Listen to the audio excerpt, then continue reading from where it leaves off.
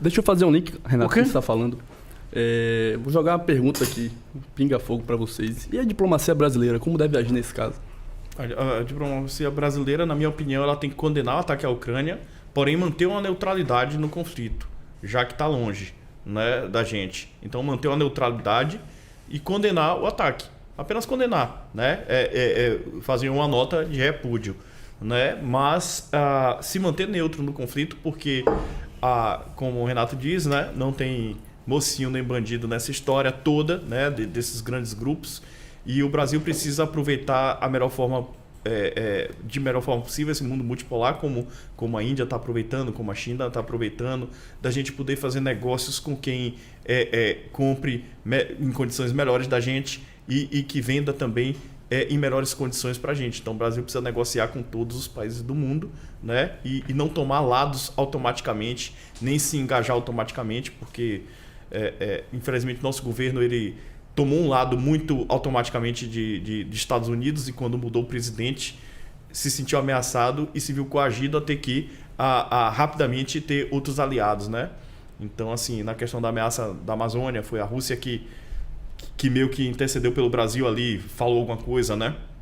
A China também. Então é muito perigoso a gente estar alinhado automaticamente com um lado que num momento de calmaria, como foi esse momento que teve aí há 1 ano e meio atrás, 2 anos atrás, pré-pandemia, a gente começou a se ver ameaçado, né?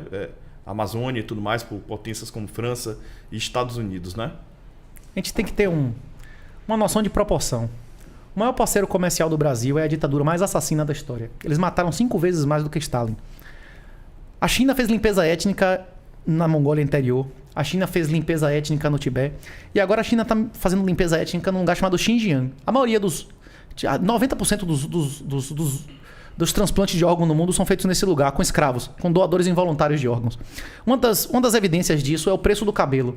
Há 10 anos atrás, cabelo valia dinheiro, você vendia cabelo. Vocês viram recentemente alguém pagando por cabelo? O cabelo caiu 20 vezes de valor por causa dos 5 milhões de escravos em Xinjiang. Quem financia esse tipo de ditadura, quem reconhece esse tipo de organismo criminoso, vagabundo, e não apenas faz comércio, só que é o principal parceiro comercial do Brasil. O governador da Bahia tem contato direto, os governadores aí ligam muito mais, tem muito mais contato com o embaixador chinês, manda muito mais no Brasil do que, como é o Bonobo lá, o Brocha, como é que eles chamam lá, o vice, como é que chama? Como é que eles se denominam o cara lá quando quer desmoralizar, diz que ele não manda nada para a rainha da Inglaterra? É isso. É complicado. O Brasil não tem condição moral de querer fazer embargo, apoiar, mandar nada na Rússia, enquanto tem como maior parceiro comercial a ditadura mais assassina da história da humanidade. Nenhuma ditadura na história da humanidade matou mais do que Pequim. Hoje não tem nenhum governo ocupando mais terras ilegalmente, matando mais gente. O que os caras fizeram na Alemanha, não tipo assim, em termos numéricos, é uma piada em relação ao que está sendo feito na China hoje de escravo, de retirada de órgão. O Brasil tem como principal parceiro comercial a ditadura mais assassina, mais criminosa da história da humanidade. Que autoridade moral tem esse governo de dizer, você invadiu a Ucrânia, que está a 300 quilômetros, que é um negócio que, tipo, se ele não atacar, o inimigo dele vai ter tropas ali daqui a 2 ou 3 anos. Tipo assim, é complicado. Eu acho que o Brasil não tem autoridade moral de condenar ninguém enquanto financiar a ditadura assassina e comunista da China. Mas Renato, vem cá. Essa questão, esses acordos... Deixa ele falar. Não. Diga, quer falar alguma coisa? Não, pode falar. Não, então, tira uma dúvida, assim, porque existe o comércio entre Brasil e China, e isso é bem favorável na nossa balança, gera muito emprego por conta favorável? disso. Todas as empresas brasileiras que colocaram, eles fabricam um avião igual da Embraer. A Embraer resolveu montar avião lá, hoje eles faziam igual e não pagam nada. Todas as empresas que foram a fazer qualquer atividade lá foram totalmente copiadas e roubadas. O chinês, o comunista, nunca cumpriu nenhum acordo. Um comunista é um mentiroso pela sua própria natureza. O diabo é o pai da mentira. O diabo é o pai da mentira. Quando perguntaram a Jesus quem é você, o que ele falou? Eu sou o caminho, a verdade e a vida. Você só vai ao Pai através de mim. E quando você tenta explicar algo a alguém e ele não quer aceitar, é por quê? Porque ele está cheio de mentira dentro dele. Ele falou, você pertence a seu pai, o diabo. E é por isso que você não entende o que eu estou dizendo. certo? Nenhum país nunca teve uma vantagem real em negociar com a China. Qual é a vantagem real dos Estados Unidos negociar com a China? Ele conseguiu se desindustrializar, encher o país dele de fentanil. Os Estados Unidos, a China produz hoje em dia a maior parte da droga. A primeira vez na história dos Estados Unidos, em 300 anos, a população está vivendo. Quem nasce hoje vai viver menos do que seu pai, por causa da quantidade de droga. Os homens na nossa idade, tudo, a maioria viciado, dependente de remédio, que inclusive são colocados lá por chineses. Você não tem nenhuma vantagem em fazer negócio com vagabundo. Você é uma média de quem você anda. Se você andar com puta, você vai achar ser puta normal. Se você andar com vagabundo drogado, você vai achar ser vagabundo normal. Um país decente não reconhece organizações criminosas como país. Nisso, o Paraguai é infinitamente superior moralmente ao Brasil. Inclusive, Bolsonaro, na primeira vez que ele chegou na ONU lá, na primeira vez, ele, no menos de 60 dias de posse, ele, em vez de chegar lá e condenar os crimes de Xinjiang e condenar os campos de concentração maiores em proporção do que qualquer coisa que tinha sido feita em Auschwitz ou em qualquer outra época, ele prometeu abrir as pernas para que agentes chineses entrassem no Brasil sem visto. Porreta essa, ninguém nunca teve vantagem em fazer negócio com bandido. Todas as empresas brasileiras e de qualquer outro país que foram para a China foram roubadas, sua propriedade, tudo. Eles não honram contratos. Por exemplo, a gente mencionou aqui diversas vezes a Guerra do Vietnã. Em 69, os Estados Unidos ganhou a Guerra do Vietnã. Houve um acordo em Paris que o Vietnã do Norte reconhecia que não ia atacar o Sul. Quem quisesse viver no capitalismo iria para o Sul. Quem quisesse viver no inferno comunista iria para o Norte. Aí um comunista vagabundo ganhou uma eleição nos Estados Unidos, ganhou a maioria parlamentar. E aí o Vietnã percebeu que os Estados Unidos ia trair o acordo, ia deixar de ficar financiando o Sul, e violou o acordo e invadiu. A mesma coisa aconteceu na Coreia. Houve um acordo da divisão das Coreias. O primeiro vagabundo que ganhou, comunista ganhou a eleição nos Estados Unidos, a Coreia do Norte invadiu o Sul. E aí teve a Guerra da Coreia. Todas as vezes que um vagabundo comunista ganha uma eleição nos Estados Unidos, o dólar se desvaloriza e o mundo fica um lugar menos seguro. Agora, esse ano nós vamos ter a midterm election. É difícil você separar a economia e política, mas essas duas eleições, que são separadas por menos de 45 dias, a eleição daqui e a eleição de lá, vão dizer muito em relação ao futuro dessa guerra e da história da humanidade em geral. Porque mesmo o Biden, hoje ele faz o que quiser, porque ele tem maioria plena na Câmara, no Senado, faz o que quiser. Ele faz o que quiser. E Bolsonaro não faz nada, não é isso? Como é que chama? O que ele faz é o que o Toffoli mandar. Ele mandar aqui, o cara escreveu um livro dizendo que o Toffoli era o maior brasileiro vivo e agora está no STF. Nessa proporção, né? É isso que o governo Bolsonaro está fazendo. Então, a questão é essa. A política vai definir o futuro dessa guerra. Eu acredito que militarmente a Rússia vai ocupar o seu, utilizando uma expressão, já que a gente fez tantas referências à Segunda Guerra, o seu espaço vital. Ela vai ocupar isso, e cada centímetro ocupado pela Rússia nunca mais vai deixar de ser russo. Nunca mais vai deixar Renato, de ser russo. Assim, isso que você está trazendo é muito legal, cara, toda essa sua observação. E o que é que você acha assim? Você acha que é meio hipócrita essa questão desse cancelamento todo que a Rússia está sofrendo, já que essa culturinha do cancelamento não cancelou a China pelo que fez com o Tibete, pelo que fez lá naquelas ilhas do Mar do Sul da China, o Greenpeace não fez nada, né? Para ele matar aqueles corais todos e criar aquelas ilhas artificiais no Mar do Sul da China. Ninguém realmente fez nada para esse tipo de limpeza étnica que você está se referindo lá, né? O que é que você está achando disso, né? Tá tendo tantas sanções pesadas assim contra a Rússia nessa cultura do cancelamento, porém com a China, né, não tá acontecendo nada. O que você acha disso tudo, cara? Foi o que eu falei, completa demagogia. O Brasil não tem autoridade moral de condenar ninguém, enquanto o seu maior parceiro comercial foi a ditadura mais assassina e mais criminosa da história da humanidade. Eu falo das Big Techs que produzem lá na China, né? Eu falo do embaixador chinês que tem um telefone e tem mais contato com os governadores que o presidente da República. Mas a Sharon tá fazendo um recorte internacional. Internacional. Recorte internacional. As Big Techs estão cancelando a Rússia do jeito que estão, né? Por esse ato de guerra. Mas elas produzem na China, né? Elas estão altamente ligadas com a China e não fazem nenhum tipo de cancelamento. Nada. Não se vai fala chegar nada. a hora. Vai chegar a hora. Tá havendo uma migração gigantesca de indústria nos últimos 2 anos. É porque a gente passou um período de 10 anos que metade do crescimento mundial foi na ditadura. A maior parte do crescimento mundial foi na China. Inclusive, eles vão ter um renascimento agora. Se essa guerra se prolongar e a gente pagar o dobro da gasolina para eles pagarem a metade, eles com certeza vão crescer muito mais do que a gente, não é isso? Em que os países que condenarem a Rússia, que fizerem qualquer tipo de embargo, vão ser aqueles que vão se estagnar, e aqueles que continuarem comprando a qualquer preço vão ser aqueles que vão continuar crescendo. Isso que você está falando é bem legal, Renato, porque assim, eu acho que isso já acontece. Eu acho que a China já compra já petróleo pela metade do preço, porque quando os Estados Unidos fizeram um embargo todo com a Venezuela, ela só pode vender para a China. E obviamente ela vende com desconto. Então os Estados Unidos acaba financiando o crescimento chinês, dando grandes descontos no barril de petróleo que a Venezuela tem que vender para a China. Você não acha não que isso é pertinente? Com certeza. Inclusive o Biden deu de presente à China o Afeganistão, para ele poder, inclusive, receber diretamente o petróleo do Irã. A maior base militar americana no exterior era Bagram. Bagram custou bilhões de dólares para ser feita. A desativação de Bagram custou 300 milhões de dólares e está na mão do chinês. Pessoal, já que tá falando aí disso aqui, tem uma mensagem aqui do Juvenal e da Luísa Caroline. Eles estão falando de Taiwan. Você acha que Taiwan é a próxima a sofrer algum tipo assim de intervenção militar? E aí eu já vou também botar meu pitaco aqui. Eu também vi alguns especialistas ou estudiosos, sei lá o que, as duas coisas, ou nada, né? Que às vezes o povo diz que é tudo e no fundo é só dando pitaco como eu.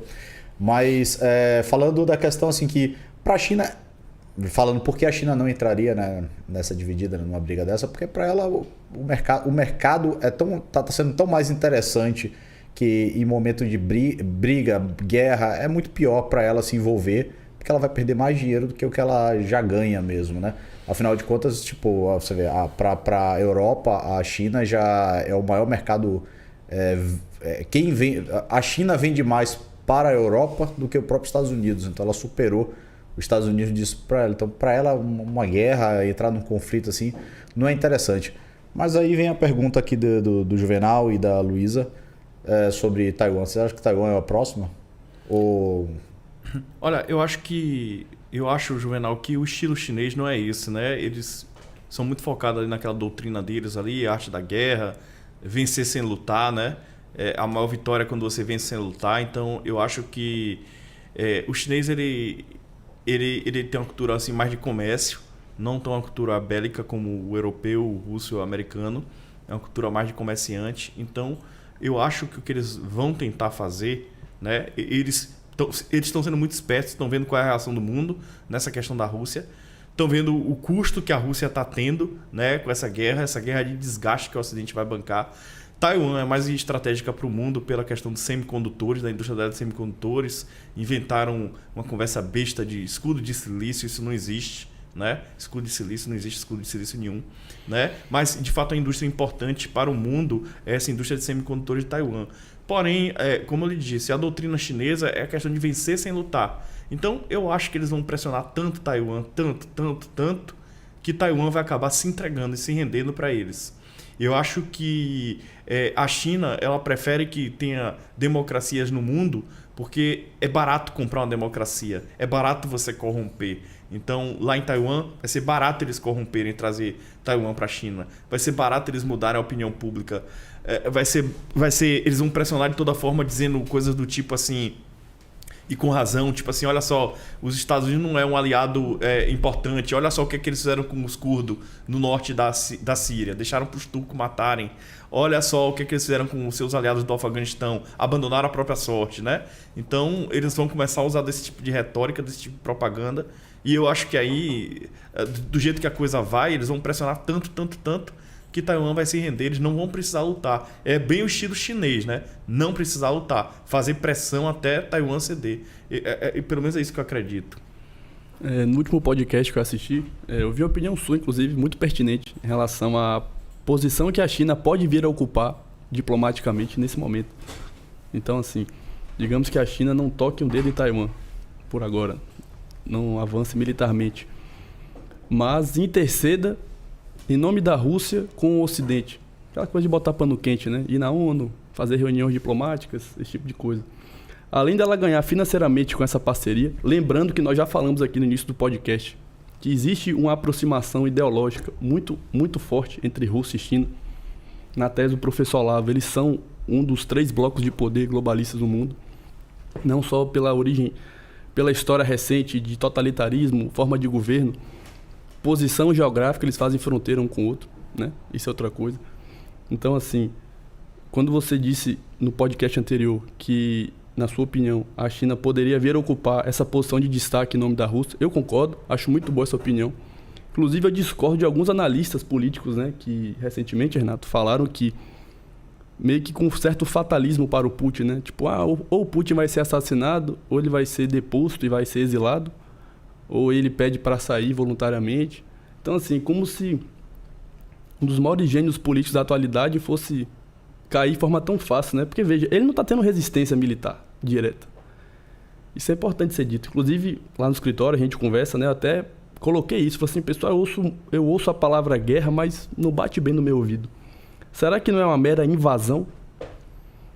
É a mesma coisa, a gente fala, trazendo questão de combate, luta, arte marcial. Uma coisa é você ter um combate. 2 lutadores na mesma faixa de peso, se enfrentando com regras iguais.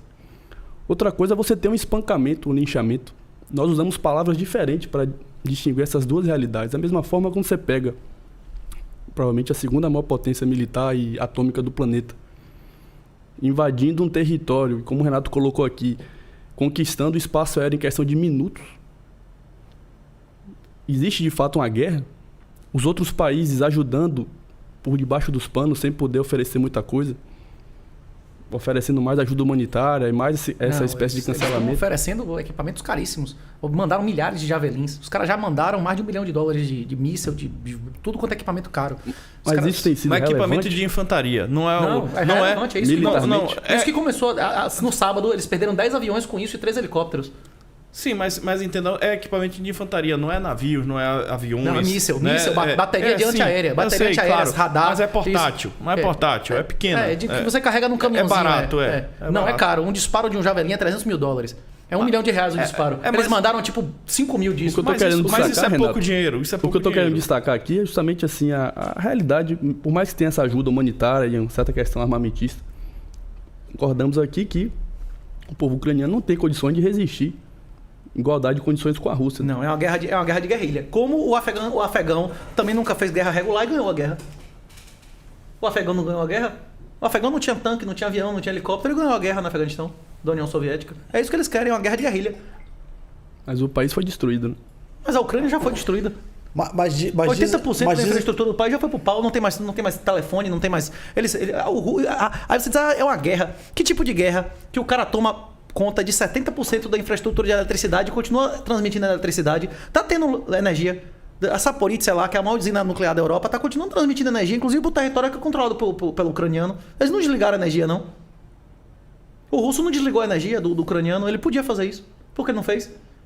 Ele podia ter derrubado o grid e as torres de transmissão de energia. Continua tendo energia nas cidades. Então, é isso, é uma operação. A Rússia tem uma doutrina militar de destruição. Toda vez que ele chega lá é descer o cacete, o sarrafo. Não é uma guerra humanitária, né? Eles estão tentando fazer um tipo de guerra que eles nunca fizeram antes. Não tá. Você tem cenas aí de um bêbado fazendo uma coluna de tanque parar meia hora. Os caras, se fosse um chinês, ia atropelar o cara. Se fosse um chinês, na frente de um chinês, o cara ia esmagar o cara. É isso. O russo não tá com sangue no olho de chegar lá e fazer acontecer. Isso reforçaria essa exatamente na cabeça desses caras. Mas uma invasão. Na cabeça dos oficiais, dos soldados, da galera lá, eu acredito que eles não estão em guerra. É uma operação de denazificação. Eu acho que a maioria dos soldados que estão servindo lá, eles acham que estão em território amigo. Como se a gente fosse ocupar o Paraguai, porque o governo paraguaio fosse derrubado e os brasileiros lá do Paraguai... Usa expressões dessa natureza, né? Como se a Ucrânia fosse meio que uma extensão ainda da Rússia, isso, né? Exatamente. Ele trata dessa forma. Não, mas inclusive, esses países eles são tão íntimos que Stalin não era russo. Stalin não era russo. Vários líderes soviéticos eram teve líder soviético ucraniano, inclusive, o que deu deu de presente para a Ucrânia a região lá da península. Inclusive, a primeira guerra da Crimeia, que o Churchill foi veterano, destruiu financeiramente a Rússia e forçou a Rússia a vender a Alasca. Tipo assim, já teve uma guerra nesse lugar que já destruiu eles financeiramente e forçaram eles a perder um ativo desse, né? Tipo assim, como a história não se repete, mas rima, né? É, exatamente. O russo ele tem esse medo porque ele já foi invadido várias vezes, né? Pelos turcos, pelos europeus, Mongol. Vários Eles foram povos. os Mongol. caras que apanharam mais do Mongol. A maior cidade Chinês do mundo. também. A maior cidade do mundo na época do século XII era Bagdá. Bagdá tinha 3 milhões de habitantes, era a cidade do tamanho de Salvador, 2 milhões e pouco. O Mongol matou 2,5 milhões de pessoas lá em 15 dias. Eles exterminaram a população, deixaram 3 pessoas vivas, mas eles zeraram a maior cidade do mundo, ficou 100 anos sem ninguém morar lá. Ninguém sofreu mais na mão do Mongol do que o russo. Então o russo sempre achou que tinha que ocupar toda a estepe, ou isso ia voltar a acontecer, né? Sim. O dia de descanso, eu falo na história? O Gengis Khan, o Kublai, até a sequência dos 5, né? Descendência dele. Até o... É isso, a descendência.